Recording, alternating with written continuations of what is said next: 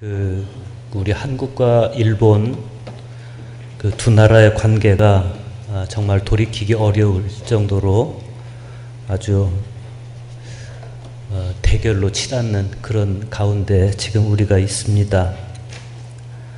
그 일본 정부가 지난 1일 우리나라 대법원의 강제징용 배상 판결에 대한 경제 보복 조처를 발표하고 그 이후로 반도체 디스플레이의 핵심 소재 3개 품목에 대한 수출 통제에 들어가면서 이 갈등이 시작이 됐습니다. 일본은 적절한 수출 관리 제도의 운영을 위한 것이다. 이렇게 말하면서 보복 조치 아니다. 이렇게 말하고 있지만 그러나 일본 언론들도 이것은 징용 문제에 대한 보복 조처라고 그렇게 인정을 하고 있습니다.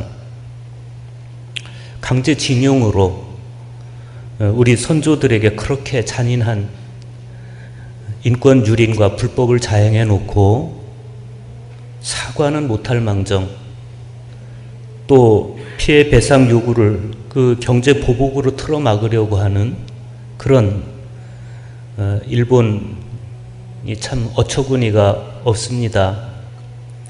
최소한의 외교적 양식도 예의도 다 저버리고 그렇게 무례하게 행동하는 그런 일본의 행태에 대응해서 우리나라 정부도 점차 강경해지고 있고 또 시민들은 시민들대로 일본 상품 불매 운동을 온 오프라인 상에서 다양하게 펼쳐가고 있습니다. 불매할 일본 상품에 대한 그 정보를 넘어서서 이제는 일본 상품을 대체할 수 있는 그런 국내 제품을 공유하는 그런 사이트가 생겨나고 일본 여행 카페가 휴업을 선언하는가 하면 또 자발적인 1인 시위도 이어지고 그렇습니다. 왜 우리나라와 일본 사이에는 이렇게 정말 지겨우리만큼 이런 대립과 갈등이 사라지지 않는 것일까? 여러 가지 정치적인 이해와 셈법이 낱마처럼 얽혀 있겠지만 사실 이 모든 현상들은 어둡고 음산한 동일한 하나의 영적 뿌리에서 파생되고 있다라는 것을 우리가 생각하게 됩니다.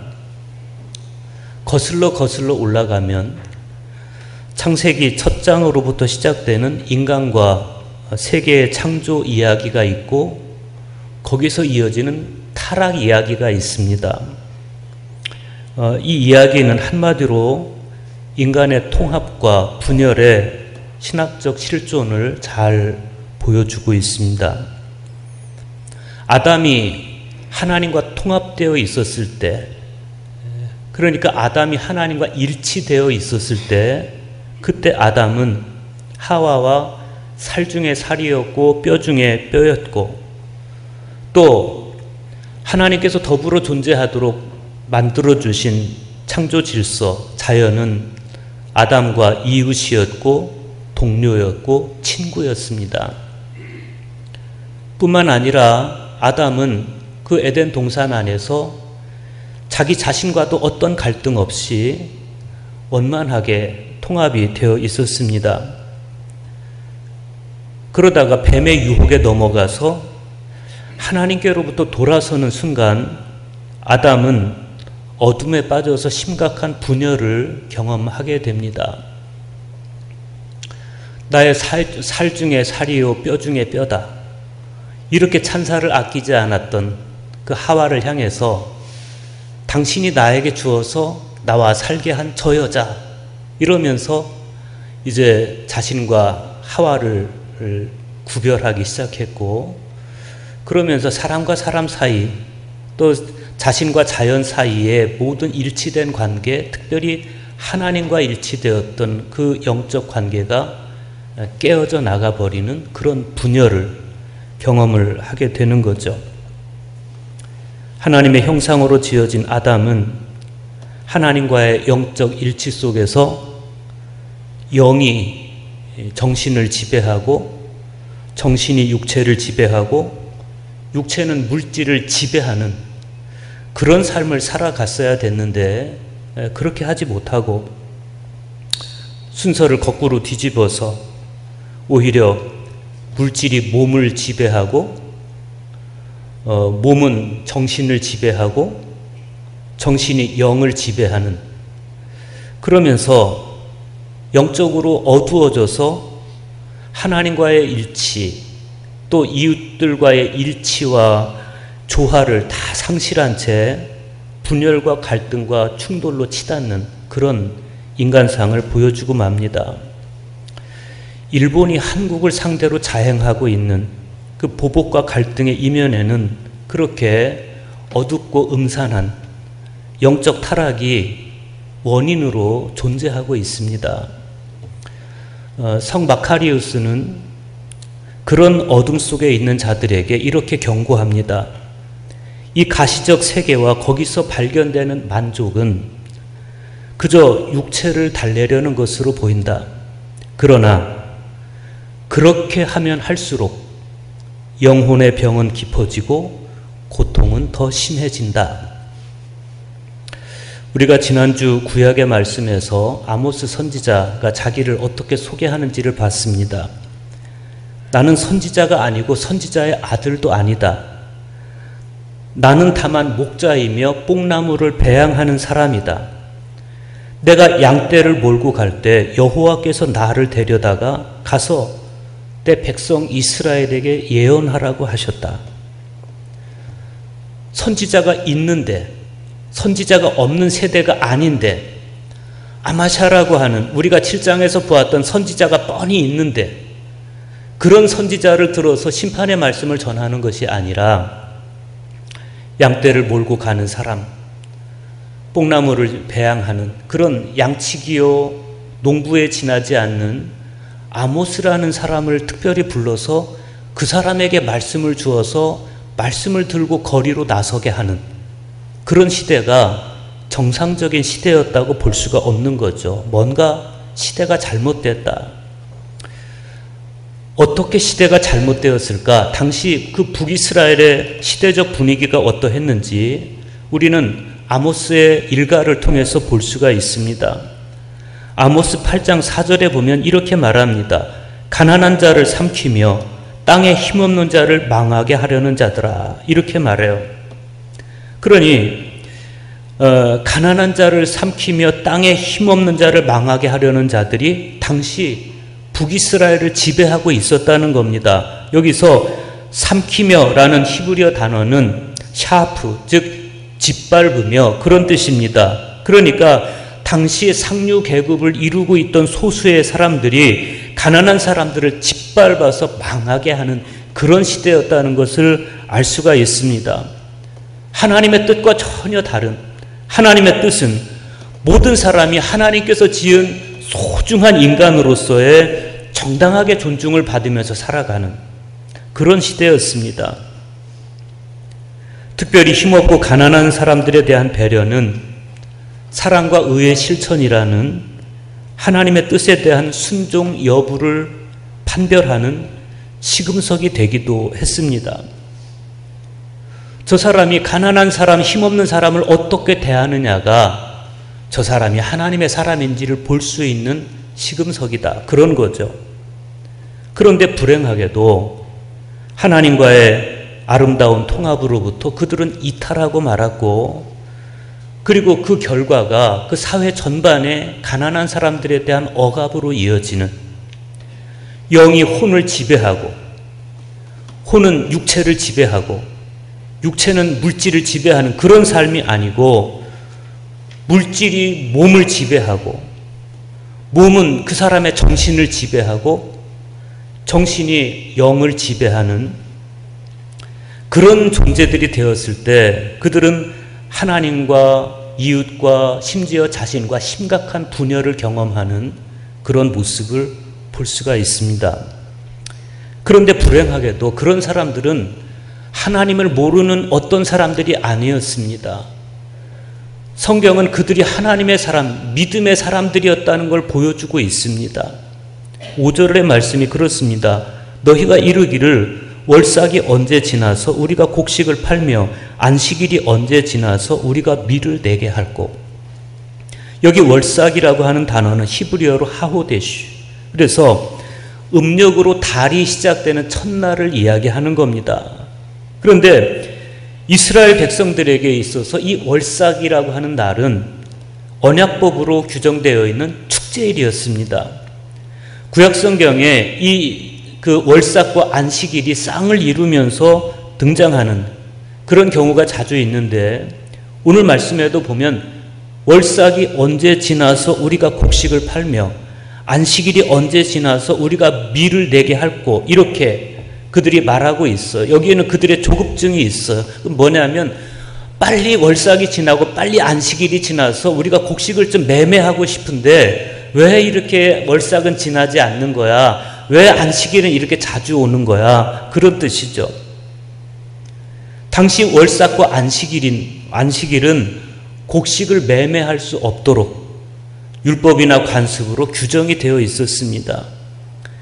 그들이 월삭의 통제를 받고 안식일의 통제를 받았다는 건 뭘 말해줍니까? 그들이 신앙인이었다는 걸 말해주죠.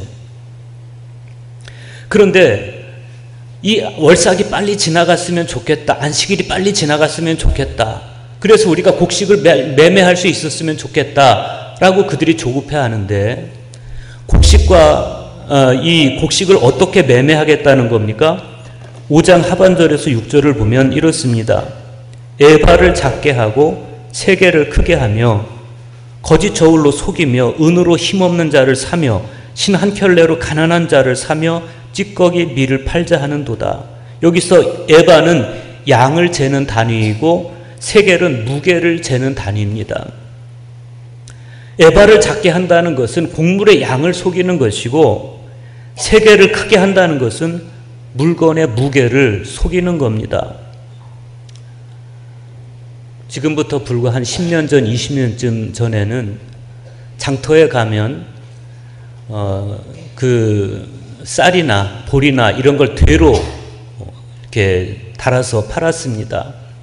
시골 인심이라는 게 그 되로 쌀을 퍼서 그걸 가지고 이제 막대기로 밀어서 반듯하게 깎아서 한 되로 만들잖아요. 그러면 시골 인심이라는 게 그거 그냥 주지 않죠.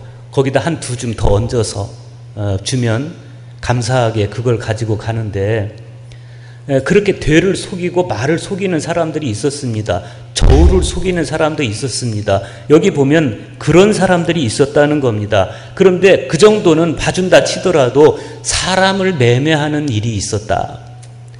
은으로 힘없는 자를 사며 신 한 켤레로 가난한 자를 샀다. 이 말씀은 거짓 저울로 사람을 속여서 부당하게 부를 축적하고 그 부를 가지고 힘없고 가난한 자들을 사들였는데, 그들이 힘없고 가난한 자들을 사들인 그 가격이 신 한 켤레 값이었다. 얼마나 헐값으로 사람을 노예로 매매했는지 알 수가 있는 겁니다.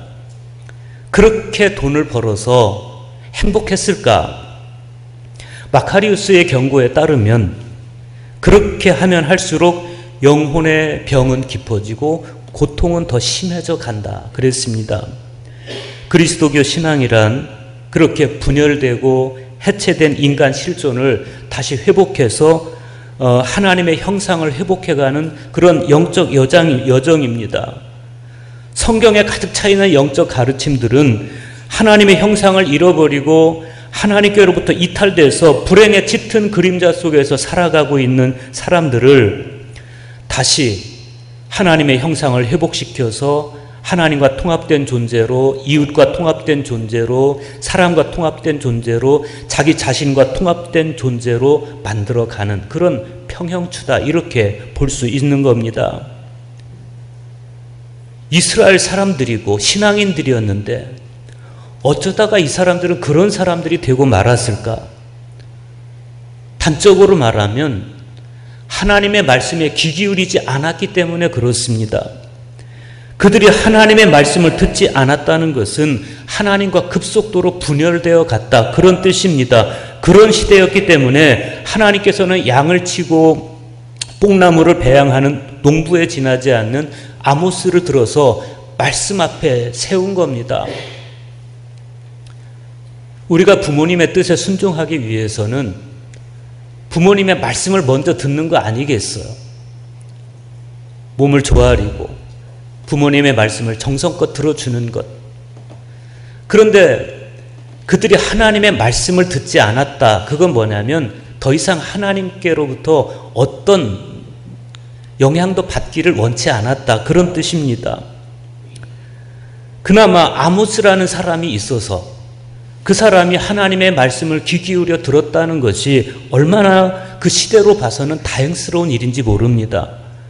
하나님께서는 역사가 어려움에 직면할 때 그렇게 당신의 말씀에 귀를 기울이는 아모스 같은 그런 사람을 들어서 사용하시는 겁니다. 그래서 요즘처럼 시대가 어려우면 어려울수록 우리 그리스도인들은 하나님의 말씀을 새겨 들어야 될 것이고, 그리고 말씀의 다림줄로 자신을 달아서 내가 지금 하나님의 뜻에서 어긋나 있는지, 하나님의 뜻 앞에 바로 서 있는지를 스스로 달아봐야 되는 겁니다. 그렇게 말씀에 의거해서 자기 실존과 역사를 부여잡고 통절하게 고뇌하는 사람이 될 때, 그때 하나님의 말씀은 나를 바로 세우고 우리 사회를 바로 세우고 우리 나라를 바로 세우는 생명수가 될 수 있는 것입니다. 그런데 이스라엘이 그런 노력에 게을렀을 때 하나님은 아모스 선지자를 불러서, 양떼를 치러 가는 아모스를 길에서 불러서 이렇게 경고하십니다. 여호와께서 야곱의 영광을 두고 맹세하시되 내가 그들의 모든 행위를 절대로 잊지 아니하리라. 여기서 하나님의 맹세를 히브리어로 니슈바 야훼 이렇게 부르는데, 하나님께서는 당신께서 선포하신 말씀을 반드시 이루신다, 그것을 강조하는 겁니다. 그들이 하나님께로부터 이탈해서 육의 지배를 받는 존재가 되었을 때 하나님은 맹세까지 하시면서 내가 너희들의 행위를 절대 잊지 않겠다, 이렇게 경고하시는 거예요. 더욱이 그들의 가장 큰 자랑거리였던 야곱의 영광이 그들을 징벌하기 위한 맹세의 도구가 된 것에 대해서 그들은 정말 신앙적으로 애통해 했어야 되는 겁니다. 그들에게 어떤 징벌을 내리시겠다는 겁니까? 9절과 10절 보십시오. 주 여호와의 말씀이니라. 그날에 내가 해를 대낮에 지게 하며 백주에 땅을 캄캄하게 하며 너희 절기를 애통으로 너희 모든 노래를 애곡으로 변하게 하며 모든 사람에게 굵은 배로 허리를 동이게 하며 모든 머리를 대머리가 되게 하며 독자의 죽음으로 말미암아 애통하듯 하게 하며 결국은 곤고한 날과 같게 하리라. 여기 하나님께서 그들에게 복으로 주신 야곱의 영광이 이제는 그들을 징벌하기 위한 맹세의 도구가 되었듯이 하나님께서 그들에게 주셨던, 선물로 주셨던 모든 영광스러운 것들이 이제는 그들을 심판하는 도구의 척도로 제시가 되고 있어요. 예를 들면 해는 캄캄함으로 대체되고, 절기, 축제를 말하는 거죠. 축제는 애통으로 대체되고, 노래는 애곡으로 대체되고, 독자는 죽음으로 대체될 것이다. 그런데 그 중에서 가장 큰 징벌은 다른 것이 아니라 더 이상 말씀이 들려오지 않는 기갈, 그게 가장 큰 징벌이라는 겁니다. 11절 보십시오. 주 여호와의 말씀이니라. 보라, 날이 이를지라. 내가 기근을 땅에 보내리니 양식이 없어 주림이 아니요 물이 없어 가람이 아니요 여호와의 말씀을 듣지 못한 기갈이라. 이스라엘에게 있어서 하나님의 말씀은 생명 그 자체이고 힘의 원천입니다. 그래서 그들은 이 바다에서 저 바다로, 북에서 동으로, 동서남북 사방으로, 그리고 단에서 부엘세바까지 말씀을 찾아 헤매는 그런 사람들이었습니다. 그런데 하나님의 말씀이 들려오지 않는 굶주림이 그들에게 올 때 그것이 바로 하나님의 심판이다. 아모스는 그 사실을 이야기하고 있어요. 오늘 우리가 같이 읽은 복음서의 말씀에 보면 의미 있는 장면이 하나가 나옵니다. 예수님께서 마르다와 마리아 형제의 집을 찾아가신 이야기입니다. 누가복음 10장 38절 보십시오. 그들이 길 갈 때 예수께서 한 마을에 들어가심에 마르다라 이름하는 한 여자가 자기 집으로 영접하더라 그랬습니다. 앞에 구절들을 조합해서 보면 그곳은 베다니였다는 걸 알 수가 있어요. 그 베다니에 사는 마르다라고 불리는 한 여자가 예수님을 자기 집으로 모셔들었습니다. 그리고 누가는 또 이렇게 말합니다. 그에게 마리아라 하는 동생이 있어 주의 발치에 앉아 그의 말씀을 듣더니 그랬어요. 우리는 이 두 말씀을 통해서 두 자매에게 보이는 예수님을 대하는 다른 태도를 볼 수가 있습니다. 미리 말씀을 드리자면 마르다가 보이는 모습과 마리아가 보이는 모습은 옳고 그름을 판단하는 기준이 아닙니다. 지금 마르다도 마리아도 각각의 방식으로 성경 이후로 가장 오래되고 권위를 인정받는 미시나 전통에서 명령하는 손님 접대법에 의거해서 예수님을 맞이하고 있어요. 그런데 누가는 먼저 마리아의 모습을 우리에게 보여줍니다. 그녀가 주의 발치에 앉아서 말씀을 들었다는 겁니다. 지난주 말씀드렸던 케네스 베일리라고 하는 분은 중동의 눈으로 본 예수에서 사도 바울이 사도행전에서 자기를 소개할 때 어떻게 소개합니까? 나는 가말리엘의 발 아래서 자랐다. 이 사실을 예로 들면서 마리아가 랍비의 발 아래 앉았다. 마리아가 예수님 발치에 앉아 있었다. 그것은 마리아가 예수님의 제자가 된 것이다. 이렇게 설명을 해줍니다. 그러면 마르다는 어떤 모습을 보여줍니까? 누가는 마르다의 모습을 이렇게 소개합니다. 마르다는 준비하는 일이 많아 마음이 분주한지라 그랬습니다. 언니 마르다는 목이 말라 있고 굶주려 있는 예수님과 제자들에게 먹을 것 마실 것을 갖다 주기 위해서 분주했다고 그랬습니다. 깊은 애정으로 예수님과 제자들을 맞이하는 그리고 음식을 장만하는 이 마르다의 손길은 정말 아름다운 손길입니다. 더구나 이 마르다의 아름다움은 동생을 힐난하는 것에서도 잘 드러나고 있어요. 40절 보십시오. 주여 내 동생이 나 혼자 일하게 두는 것을 생각하지 아니하시나이까 그를 명하사 나를 도와주라 하소서. 대개 이 장면을 설명할 때 지금 마르다가 짜증을 내고 있는 것이다. 자기는 일하느라고 분주한데 철없이 예수님 발치에 앉아있는 마르다를 보면서 화가 나서 예수님 저 마르다를 좀 내 일을 도와주라고 해주십시오. 그렇게 짜증을 부리는 것으로 그렇게 해석을 하기도 합니다. 그런데 중앙 루터교회를 담임하시는 최주훈 목사님이 자신의 칼럼에서 이 부분에 대해서 새로운 해석을 해놓은 걸 제가 봤어요. 마르다의 이 행동은 미시나의 전통에서 명령하는 손님 접대법에 충실한 행동이었다. 그런 거예요. 그게 무슨 말인가 하면 마르다는 주인이라는 뜻입니다. 그러면 자기가 주인으로서 마리아에게 마리아 나를 좀 도와줘 이렇게 말할 수 있는데 그 주인의 권리를 예수님께 양보하고 예수님 저 마리아에게 명령하셔서 내 일을 좀 도와주게 해주십시오. 이렇게 겸손하게 요청을 했다는 겁니다. 중요한 것은 이 두 자매의 다른 모습에 대한 예수님의 반응입니다. 예수님은 이렇게 말씀하십니다. 마르다야 마르다야 네가 많은 일로 염려하고 근심하나 몇 가지만 하든지 혹은 한 가지만이라도 족하니라. 마리아는 이 좋은 편을 택하였으니 빼앗기지 아니하리라. 여기서 마르다야 마르다야 이 말은 뭐냐면 마르다를 정말 사랑스럽게 부르는 겁니다. 예수님께서 마르다를 책망하기 위해 부르는 게 아니라 사랑스럽게 부르면서 그러나 마리아는 더 좋은 편을 선택했단다. 이렇게 이야기를 해주시는 거예요. 마르다가 굶주린 그리고 목마른 예수님 일행에게 먹고 마실 것을 대접한 일은 굉장히 좋은 일입니다. 그런데 마리아는 그것보다 더 좋은 편을 선택했다, 이런 이야기입니다. 무슨 뜻이겠습니까?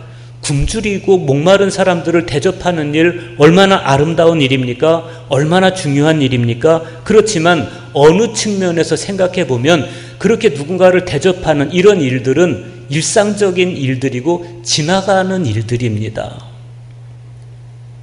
어쩌면 마르다가 마리아보다 예수님을 더 사랑했을지도 모르겠습니다. 그랬기 때문에 예수님이 도착하시기 전부터 마르다는 이미 음식을 준비했고, 그리고 자신의 주인으로서의 권리도 예수님께 넘겨드리는 거 아니겠어요?